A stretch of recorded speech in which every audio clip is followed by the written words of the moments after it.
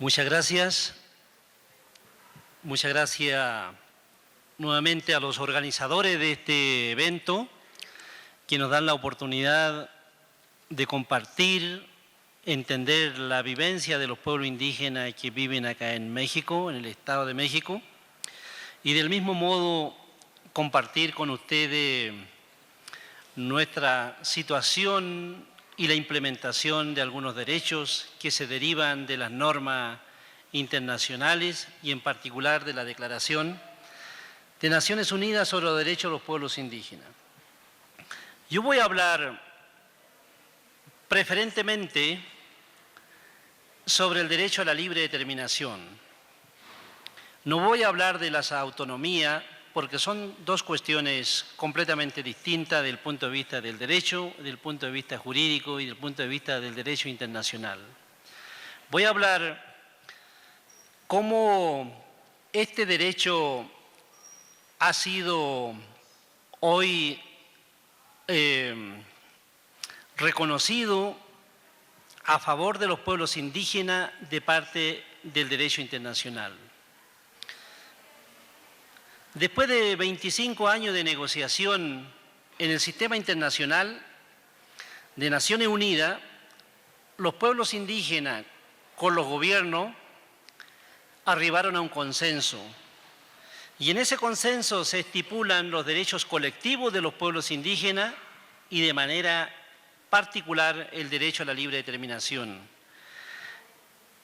Por tanto, hay dos cuestiones de gran importancia para los pueblos indígenas.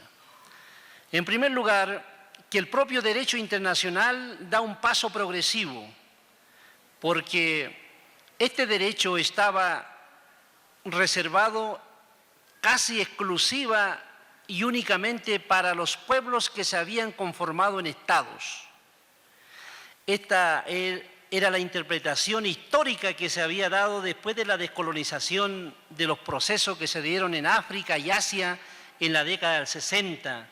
A partir de la primera resolución 1514, que por primera vez en el sistema internacional se le reconoce el derecho a la libre determinación y los pueblos de África y Asia comienzan a ejercer este derecho a partir de esa resolución. Por tanto, ese es un paso progresivo que ahora es reconocido este mismo derecho a los pueblos indígenas, que no han puesto como requisito ser un Estado, como requisito previo para ejercer y disfrutar de este derecho. Ahí radica el paso progresivo del derecho internacional.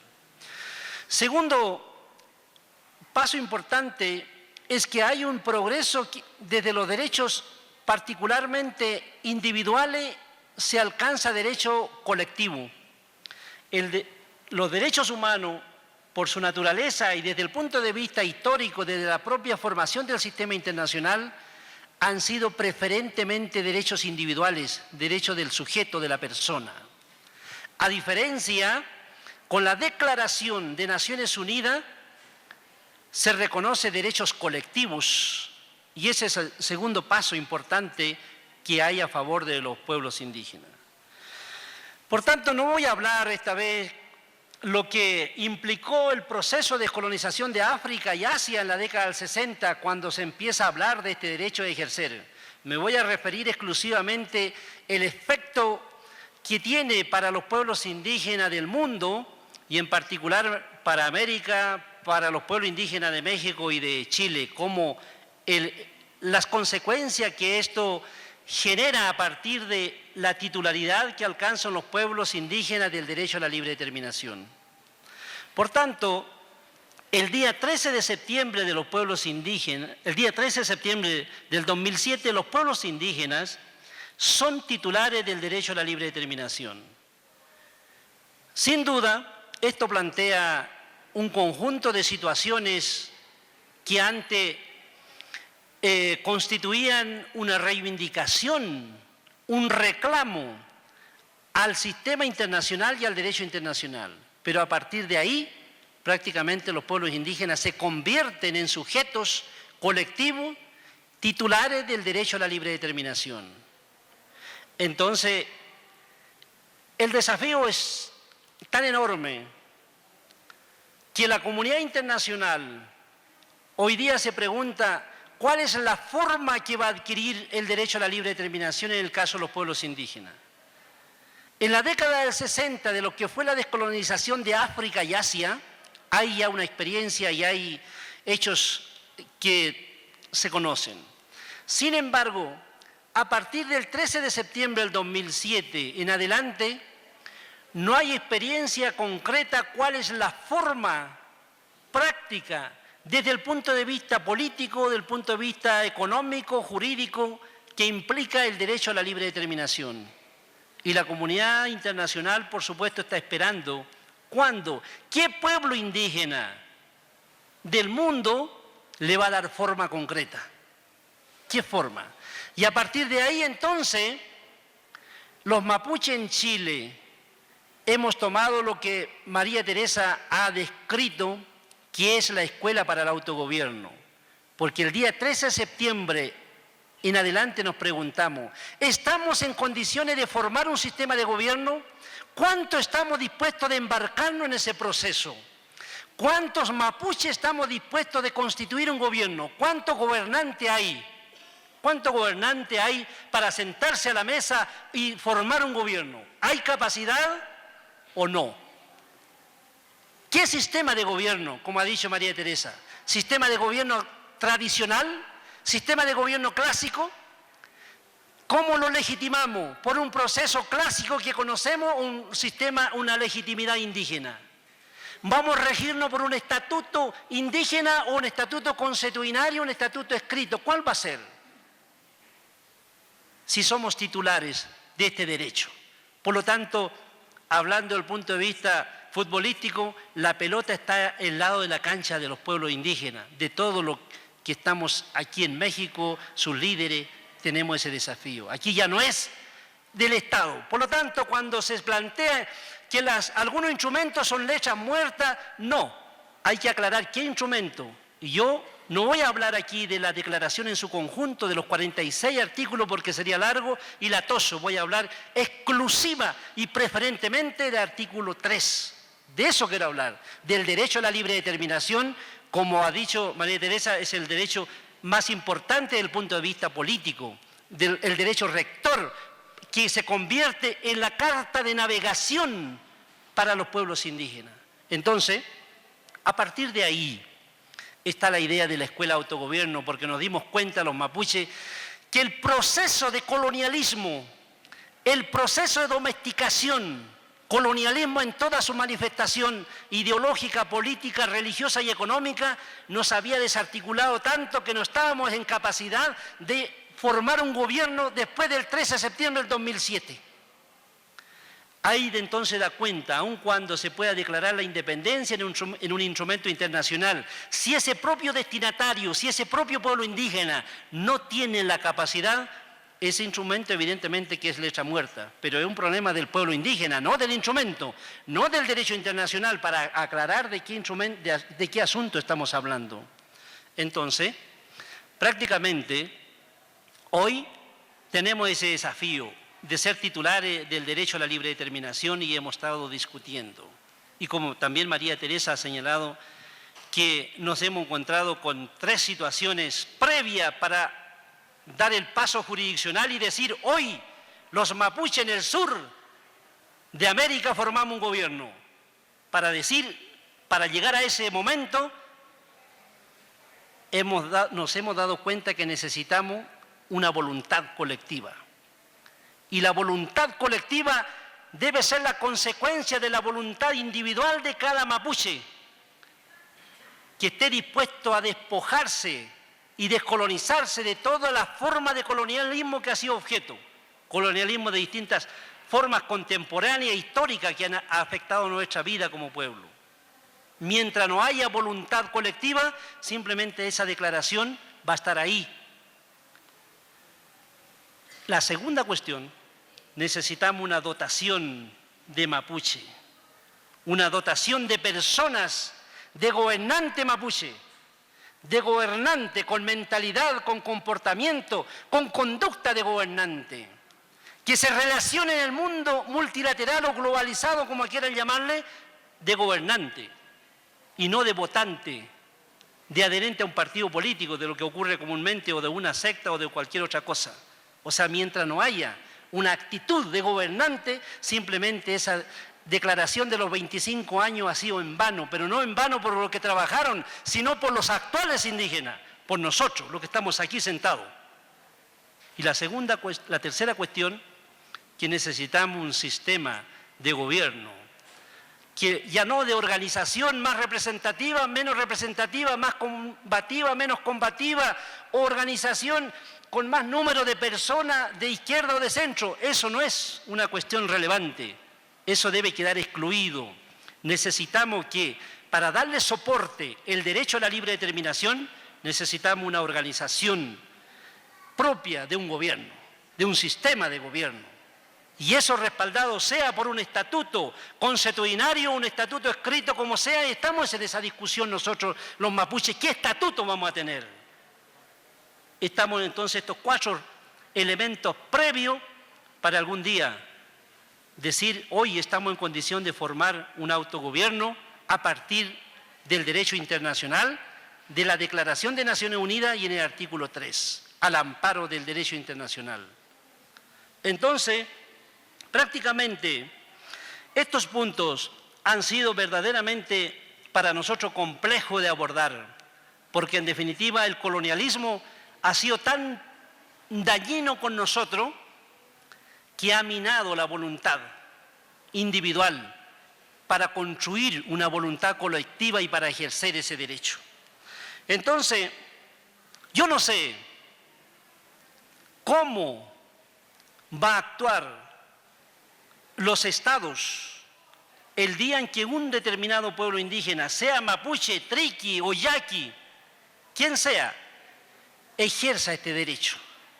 Yo no sé cuál va a ser la consecuencia que va a generar, cuál va a ser la conducta del Estado.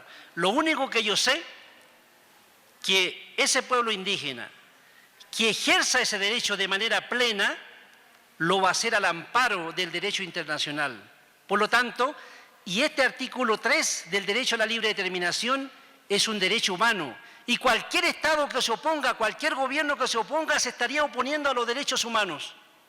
Por tanto, ahí también radica la importancia que se logra establecer que el derecho a la libre determinación es uno de los derechos humanos más importantes de los pueblos indígenas. La declaración es un instrumento que no tiene, no tiene una naturaleza vinculante como comúnmente se refieren. Sin embargo, el artículo 3 está exactamente como está el artículo 1 del Pacto de Derechos Civiles y Políticos y está en el mismo número 1 del Pacto de Derechos Económicos, Sociales y Culturales, que dice que los pueblos tienen derecho a la libre determinación. Y en el caso de la declaración ha sido bastante más específica cuando dice que los pueblos indígenas, por lo tanto, el sujeto es muy categórico. Son los pueblos indígenas, dice como lo ha leído María Teresa, los pueblos indígenas tienen derecho a la libre determinación. Por tanto, entonces, la eficacia de ese instrumento de derecho humano depende en gran medida de los propios pueblos indígenas. Y no podemos desentendernos de esa situación actual, porque no abordarlo prácticamente es como que no existiera un instrumento de esta dimensión. Por lo tanto, la dimensión práctica dependerá de la capacidad colectiva de cada uno. O de lo contrario, yo tengo que decir, estamos dando luces que los pueblos indígenas somos ineficaces colectivos. Somos ineficaces colectivos. Y es el desafío. ¿Somos capaces de implementarla o simplemente delegamos o esperamos que un Estado cumpla? Y este no es el destinatario, no es el Estado, son los titulares, los destinatarios son los pueblos indígenas. Para aclarar, aquí no hay participación del Estado de México, ni el Estado de Chile ni argentino. El artículo 3 está suficientemente descontaminado y cuando participamos de la negociación de este artículo, quisimos y nos esforzamos, desplegamos toda una estrategia para que el artículo 3 no estuviera afectado de alguna manera, en donde dijera en consulta con un Estado, en coordinación o en acuerdo. Si esos conceptos estuvieran bordeando este artículo 3, dejaría de ser libre determinación. Muchas gracias.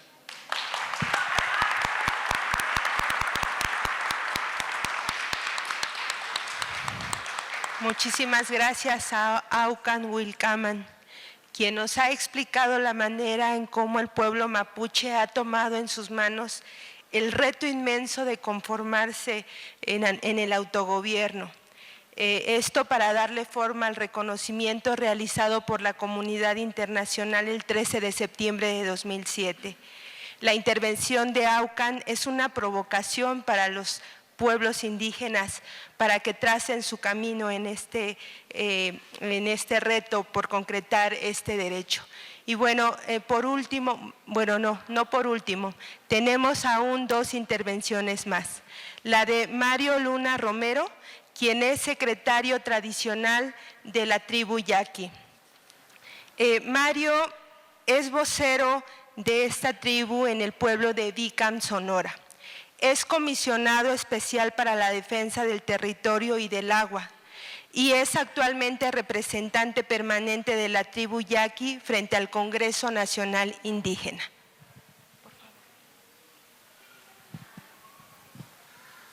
Muchas gracias. Gracias por habernos invitado, gracias a CEDEREC, y realmente pues todavía no sabemos cómo dieron con nosotros, pues, ¿no? Pero bien, vamos a aprovechar el foro.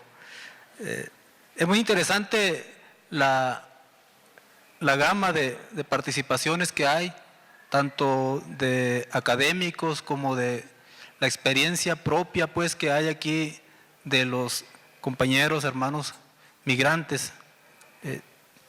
Creo que desentonamos un poco, puesto que nosotros estamos viendo la otra parte, ¿verdad? Nosotros estamos pues trabajando y luchando desde nuestras comunidades, precisamente para que no se llegue a esto, pues, para que no lleguemos para poder detener el fenómeno de la migración, porque nos queda muy claro, aunque en algunas ocasiones se pinta pues como logros, ¿verdad?, el que podamos desarrollarnos en las grandes ciudades, pero a nosotros nos queda muy claro que donde tenemos que desarrollarnos es donde, precisamente de donde estamos nosotros haciendo un proyecto de vida en común. Se habla mucho de comunidad, yo no sé pues qué concepto tengan de comunidad, pero el concepto de comunidad que tenemos nosotros abarca desde lo que es el recurso natural, tierra, agua, bosques, nosotros como personas, como habitantes, y una cosmovisión que abarca pues, ¿no?, el que somos parte de un lugar específico. Nosotros nos identificamos nuestro territorio como una parte del mundo que nos tocó a nosotros cuidar y en el cual nos tocó desarrollarnos. En este sentido, creo que este foro cumple el objetivo de acercarnos, de conocernos y también de compartir experiencias. Nosotros somos la tribu Yaqui de Sonora, así nos autodefinimos. No pertenecemos a ningún partido político. Tenemos, como lo decían aquí varios participantes, nosotros tenemos allá en Sonora nuestro propio sistema de gobierno, nuestros propios sistemas normativos, que desafortunadamente esto nos ha costado mucho, nos ha costado muchas vidas, mucha sangre, dolor, ¿verdad?, para poder sostenernos pues como yaquis y como parte de este mundo pues. En la actualidad somos alrededor de 45,000 habitantes que tenemos en esa región, en 485,000 hectáreas, que es una tercera parte de lo que en realidad es nuestro territorio. Y digo que tenemos un pasado muy doloroso, porque aún y cuando nosotros tenemos alrededor de 3,000 años, o cuando menos eso es lo que dicen los antropólogos por los restos de evidencias que han encontrado, hemos enfrentado campañas genocidas en contra de nuestro pueblo, ¿no? Datan pues en los archivos de la nación cómo nuestra población ha sido diezmada con campañas de exterminio prácticamente, ¿no? Donde nuestra población, sobre todo niños, mujeres y ancianos, eran vendidos como esclavos desde Sonora hasta Yucatán, con la intención ya de sacar de raíz a esa cultura que estaba contaminando o que no era pues muy buen referente para el Estado mexicano que se quería imponer en esa parte. Se han dado en esta lucha por defender nuestro territorio bombardeos aéreos, ¿verdad? Después de la revolución misma, ¿no? En donde nosotros participamos activamente tanto con Pancho Villa